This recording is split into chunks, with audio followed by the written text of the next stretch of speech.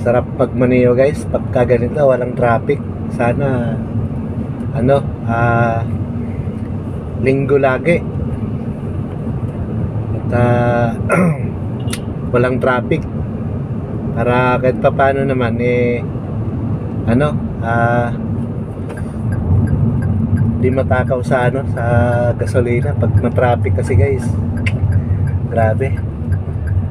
Talagang kamot ulo ka dahil sa mahal ng gasolina. Sa inyo guys, ilang ano ba? Ilang magkano na ba yung ano, yung presyo ng gasolina at diesel? Sa amin guys, ano Petron 81 81.80 ganun. Medyo mababa sa amin pero sa ibang lugar talagang mataas na. Hirap guys, tapos mahina pa yung pasada, alam mo yun. Talagang talagang ramdam ko yung ano ngayon, yung hirap dahil mas maganda pa nga yata yung pandemic no?